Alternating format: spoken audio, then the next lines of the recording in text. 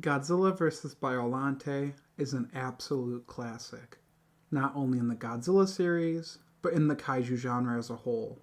Up there with the best of the best for me, which makes it all the more unfortunate this film has been so hard to watch the past few years. Besides a Blu-ray release in 2014 that's well out of print and very expensive, and the random appearances of the movie on streaming services every so often, there hasn't been a consistent way to watch this film in quite some time. Thankfully, that changes with Criterion's release of Godzilla vs. Biollante, not just on Blu-ray, but on 4K as well. What a feeling it is to have this in my hands.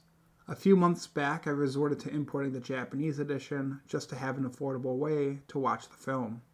With all this hype from fans, and I'm sure some Criterion collectors, the big question is, how does this release fare?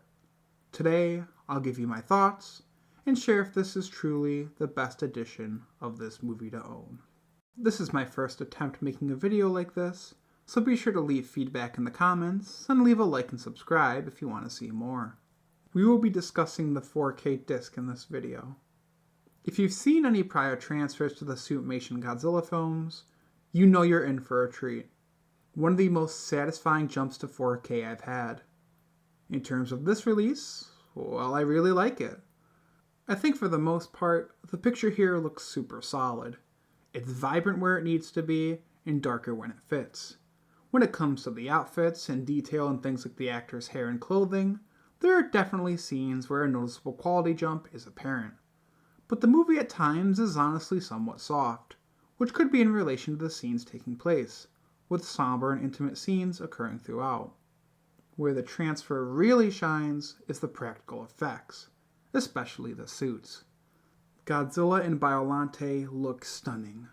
When you get the zoom-ins on Godzilla's face and you see the grooves and little intricate details, it's chef's kiss quality. The colors especially pop on Biollante, with their reds and greens contrasting well with the foggy swamp-like atmosphere where she resides. Subtitles are newly translated and very articulate, something that allows you to become invested even more than before. And the audio for the most part was really solid. I found some issues when it came to the English spoken portions.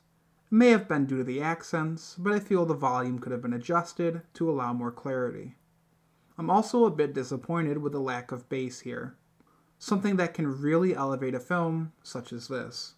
On the topic of audio, a big miss for certain buyers is going to be the lack of English dub. For a film like this, I'd normally gravitate towards subs, but there are a ton of people in the fandom who would much rather just watch it dubbed. And I would be lying if I didn't say the lack of it here is disappointing, especially for preservation purposes. You get a ton of special features though. You get an audio commentary from film historian Sam Deegan, a making-of program, a short documentary on the conceptions of Biollante and the Super X2, deleted special effects, TV spots and trailers, and even an essay from Jim Cironella. Hopefully I said that right. I mean, damn, you're getting fed well. I am really excited to dig into these more in the near future. And the packaging of the film itself is very Criterion, which is to say, it feels and looks the part of a premium product. The cover art has grown on me greatly since picking this up. The only issue I have is the poster included is what the essay is typed on. Seems a bit funky to do it that way. I would have just preferred a packet at that point. So, is this the best edition of the film released here stateside?